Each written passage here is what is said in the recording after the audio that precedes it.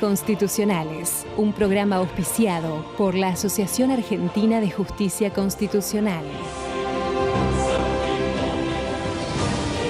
Bienvenidos a Aires Constitucionales, espacio de la Asociación Argentina de Justicia Constitucional. Pueden seguirnos en nuestras redes sociales y encontrar todos nuestros programas en nuestro canal oficial de YouTube.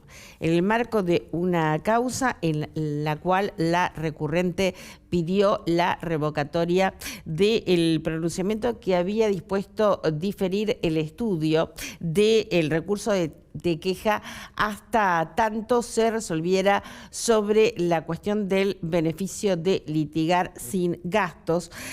Intervino la Corte, señaló que lo dispuesto por el Código Civil y Procesal de la Nación respecto del recurso de queja tiene carácter prevalente respecto de la normativa referida al beneficio de litigar sin gastos.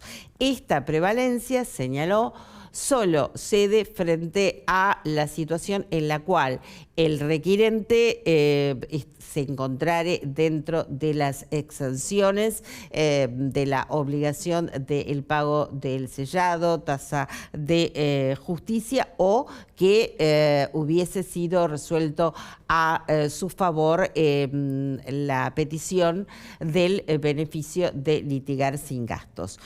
No encontrándose entonces la recurrente en ninguna de estas situaciones, en tal sentido la Corte desestimó entonces el pedido de revocatoria y ordenó a la parte informar sobre el estado del trámite y la resolución del mismo bajo apercibimiento de declarar la caducidad de instancia. Muy bien, ahora vamos a una breve pausa y en breve estaremos regresando y vamos a conversar con nuestra invitada especial del día de hoy acerca de la inteligencia artificial y, bueno, los cambios que se están operando en la educación y en el mercado laboral.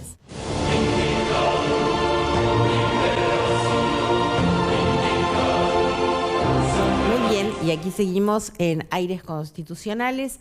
Hoy con nuestra invitada especial, Magíster Adriana Cirito, directora del Centro Management Humanista de la Universidad Católica Argentina y directora de Formación y Silver Academy del Economy Forum Latam. ¿Cómo estás, Adriana? Hola, ¿qué tal? Bienvenida nuevamente a tu casa. Muchísimas gracias, Claudia. Estoy tan contenta de siempre volver porque, como te contaba hace un ratito, tu programa es de toda la sociedad, porque tiene una cultura, sí, tiene un conocimiento y todos los invitados que vienen acá, que entran en diálogo contigo, sí, me parece que necesitamos mucho de eso, ¿no? Claro, de gente calificada en cada uno de los temas. Totalmente, ¿no? Totalmente. Que a veces no abunda. Muy bien. Vamos a hablar de la inteligencia artificial, que justamente, sí, cuando previo al programa, eso justamente te decía, Adri, que estos cambios que se están operando los estamos naturalizando, pero la verdad que de natural no tiene nada.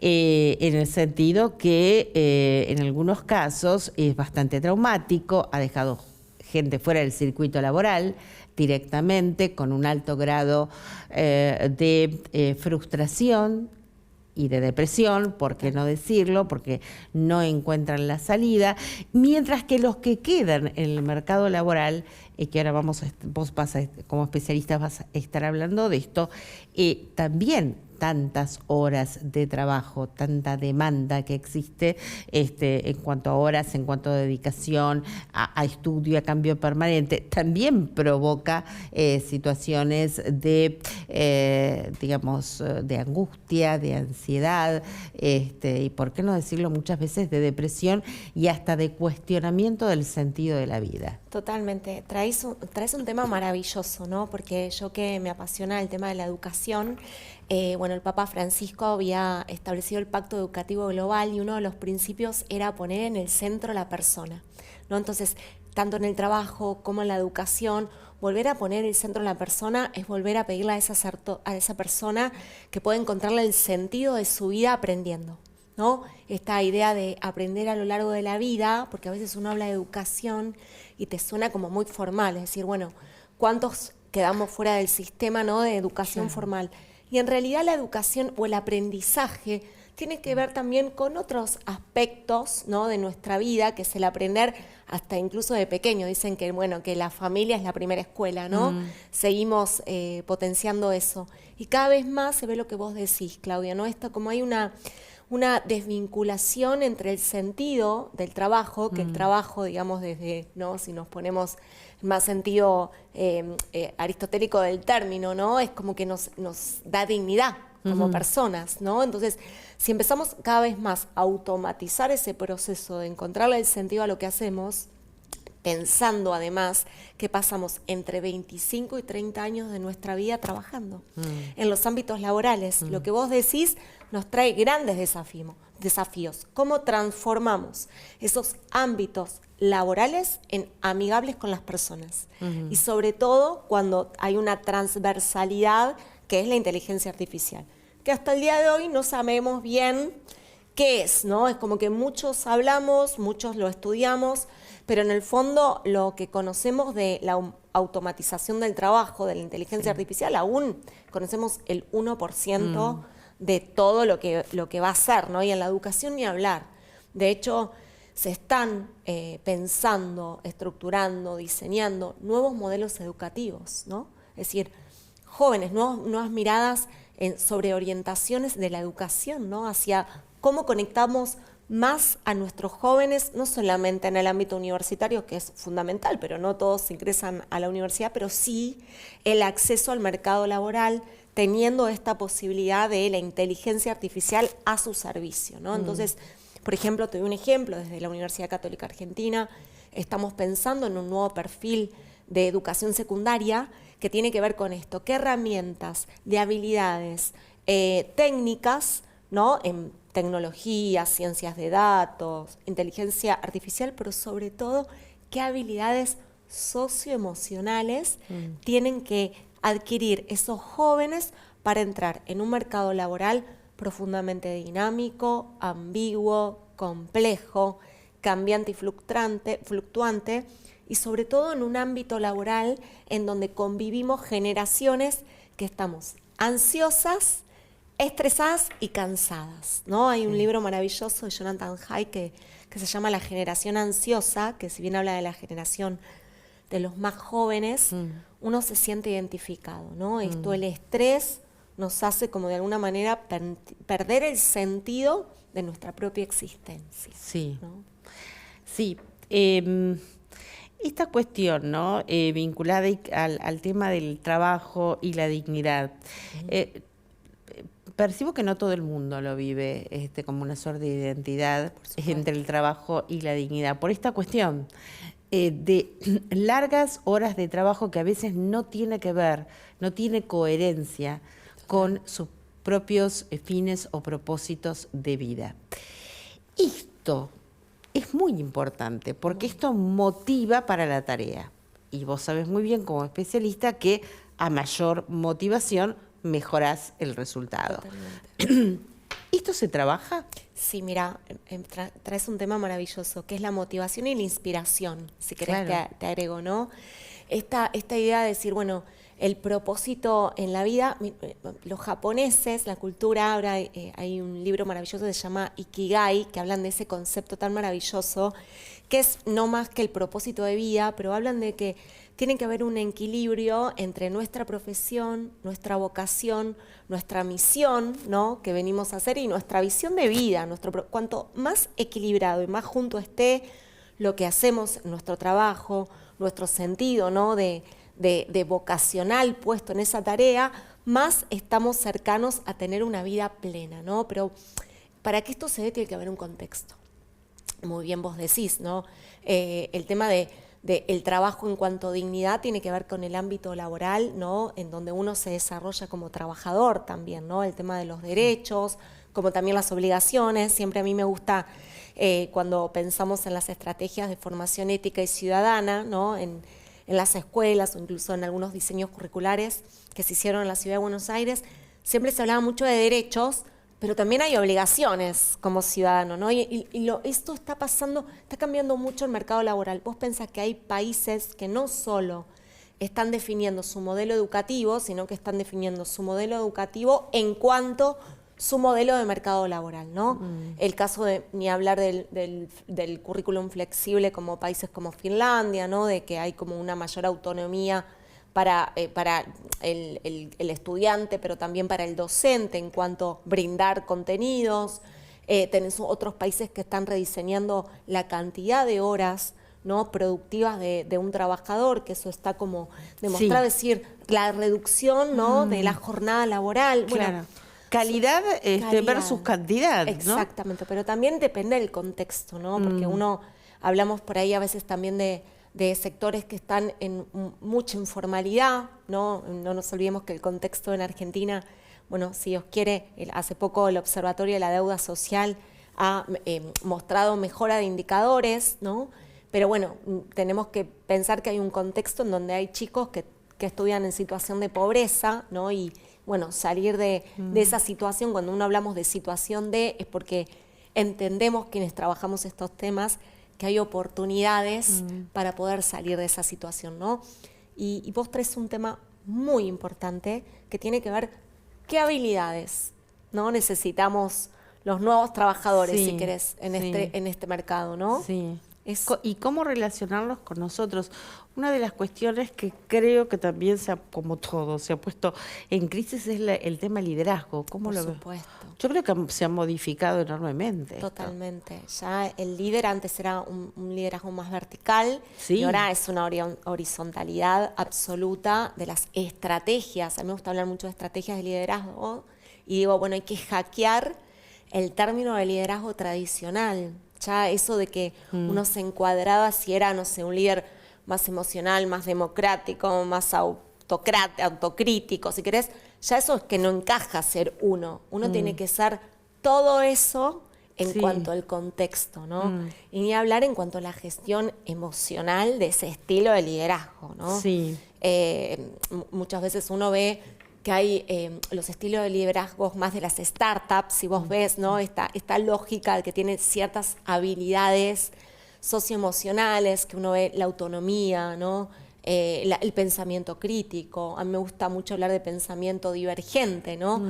Que es ese pensamiento múltiple que te permite mirar diferentes oportunidades y no decir, bueno, este es el único camino, que por ahí eso el trabajo y estas ideas, ¿no? de las inteligencias múltiples y de la posibilidad de, digamos, ser emocionalmente inteligente en el ámbito laboral, va cambiando mucho la perspectiva del liderazgo, ¿no? Por supuesto, el cumplimiento de metas, claro, pero ¿a qué costo? ¿Con qué equipo? ¿No? Uno se pregunta a sí mismo esta cuestión de actitud y aptitud. ¿Qué personas quiero para completar mi equipo de trabajo? ¿No? Personas que tengan aptitud o tengan esa actitud que tiene que ver con el sentido de la voluntad para aprender, ¿no? Es como, empieza a ponerse en valor, tal vez esto que uno dice, bueno, puede sonar como trillado, pero en realidad es algo tan simple, pero que muchas veces se pierde el sentido, que es poner en valor las virtudes y los valores y los talentos de las personas en cualquier ámbito que formemos parte, ¿no? Yo quiero en mi equipo una persona íntegra. Sí. Porque integridad implica honestidad intelectual, pero también esa honestidad, digamos, de ciudadanía, honestidad de trabajador, ¿no? Esta cuestión de construir una relación de confianza en el equipo de trabajo, ¿no? ¿Cuánta falta hace la construcción de confianza? Es que ¿no? yo creo que es lo fundamental, la confianza. Total, la En las confianza. en general, Los vínculos. sea profesional o sea personal la relación. Y vos imaginate si uno no tuviera esta honestidad o integralidad, me gusta hablar mucho, ¿no? De ser una persona íntegra, con el chat GPT enfrente, o el que fuere, ¿no? Con esta inteligencia generativa, es como que, ¿no? ¿Cómo construís esa relación? Decís, bueno, y pasa en el mundo de la educación también, o sea, ¿hasta qué punto? ¿Cuál es el límite? ¿Cuál es el límite ético del uso de una monografía?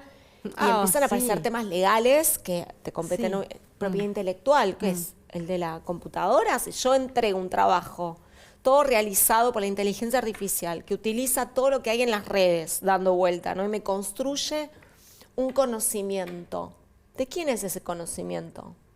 ¿Mío? ¿Cómo le pregunto? ¿Qué le pregunto? ¿Cómo lo utilizo? ¿Hacia dónde voy? ¿No? Eso nos hace perder también algo maravilloso y muy valioso que tenemos las personas, sobre todo en el ámbito educativo y laboral, que es nuestra capacidad de creatividad. Sí. ¿Qué nos va a quedar entonces? Sí. ¿No? ¿Cuál es la característica propia del educador, del trabajador del siglo XXI? El vínculo. Sí, absolutamente. Lo humano. Estamos acá también, como nunca antes, creo, por estas diferencias que se están presentando entre las diferentes generaciones, los que nacieron antes de la era digital, los que nacieron y se desarrollaron durante el desarrollo, la generación los centennials, durante el desarrollo, alfa, bueno, ahora ya tenemos beta, alfa ya con todo el entorno digital. Entonces, me pregunto, ¿Cómo ven los jóvenes a sus docentes? Porque, digamos, los docentes son por fuerza son de otra generación anterior a los más jóvenes.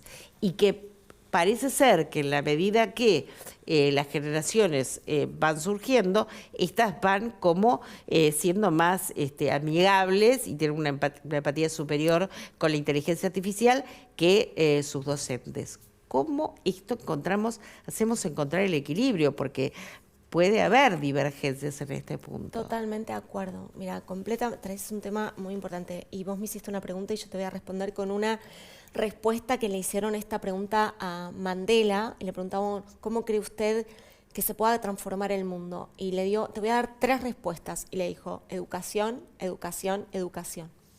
De las dos partes, ¿no?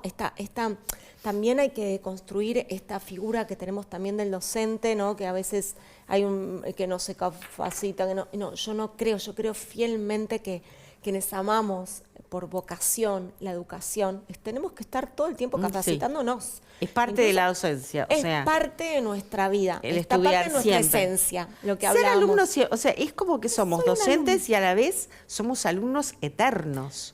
Este concepto tan maravilloso, ¿no? De aprender a lo largo de la vida. Es un aprendizaje y es un curso de formación, tenés que estar actualizado, tenés que incluso saber, nosotros hablamos acá incluso en algún encuentro del tema del nuevo lenguaje de los jóvenes, cómo se comunican los jóvenes, ¿no? Porque para comunicarte con un otro, ¿no? La maravillosa idea de la otredad, es necesario el conocimiento. Y para el conocimiento no hay otra cuestión que el aprendizaje, ¿no? La lectura de libros, Clau, ahora hay como este gran desafío, ¿no? Que uno lee todo en PDF. No, pero el tocar es diferente. El palpar un libro, ¿no? El tener este hábito, ¿no? De la lectura diaria, comprensiva, del diálogo con los hijos, ¿no? Si no nos transformamos en una sociedad que está siempre alterada. Vos viste que a veces uno siente ansiosa, estresada y cansada. Yo diría que es una generación de estados emocionales alterados. En general, en líneas generales, ¿no? Bueno, el autoconocimiento y la gestión de las propias emociones para el proceso de la toma de decisiones para el nuevo liderazgo va a ser clave. Si vos tenés una automatización de tus procedimientos y tus procesos, ¿cuál va a ser el valor agregado de la persona? La empatía, por supuesto, el vínculo que vos generes. No es lo mismo, ¿no? Esta mirada a los ojos, ¿no? Que podamos estar dialogando. Y la otra cuestión va a ser esto, ¿no? Es decir, cómo tomamos decisiones, el momento en nuestro, digamos, estrés está elevado, ¿no? En momentos de estados emocionales extremos, ¿no? Por una decisión que tengas que tomar sobre una meta, o sea, hacia una persona, ¿no? Es como que la gestión de las emociones, este término tan maravilloso de Daniel Goleman, comienza a poner en valor nuevamente al trabajador en el centro, ¿no? de nuestros trabajos, ¿no? Por más de que uno diga, bueno, la IA, bueno, pero en el fondo el que toma una decisión es una persona, ¿no? Sí, yo creo, es decir, yo siento que, en lo personal siento que es una maravillosa herramienta, pero no más que eso. No más que eso. Las decisiones las tomamos nosotros, evaluamos nosotros. Totalmente, y traes un tema muy importante a la mesa, que es el vínculo muchas veces que se genera una persona, sobre todo los adolescentes, con una máquina, con una IA, ¿no? Que empiezan a dialogar, claro, porque por ahí no hay un sentido de escucha en su hogar y encuentra en el hay gente diálogo. que tiene una relación con el chat GPT desde la mañana, o sea, desde que se levanta. Sí, totalmente. O sea, de decirle buenos días y que le conteste el chat GPT. Humanizan el vínculo. Es lo que te iba a decir. Y eso, o sea, a ver, digamos, vamos a ser flexibles en esto. Si le hace bien, digamos, está todo bien. Pero digo, la confusión, ¿no? Sería lo peligroso. No podemos reemplazar una persona con una máquina, con la inteligencia artificial. No podemos. No podemos. No hay forma. La empatía que vas a tener con una persona, la mirada, esto que vos decís, que no lo tiene la IA. Es como volver a los sentidos, ¿no? A lo más Sí. propio del ser, lo más simple, ¿no? Es como que el mundo del siglo XXI lo que nos hizo es complejizar también los procesos en la toma de decisiones de las personas, ¿no? Fíjate, la idea del hiperconsumismo, ¿no? El hedonismo. Sí. Cada vez tenés más por sobre lo que tenés que decidir. Entonces, eso no te hace la vida más simple, la complejiza, porque vos tenés que concentrarse al proceso de toma de decisiones frente a más oportunidades. Imagínate eso, ese mundo entrando en una pared de 4x4 en, no sé, en nuestras casas, los quienes tenemos hijos en edad escolar, hijos adolescentes, ¿no? Por decisión familiar, digamos, por eso digo, vuelvo a rescatar, la primera educadora es la casa, ¿no? Con decisión familiar, con mi esposo hicimos terminar con la tecnología, nuestras hijas,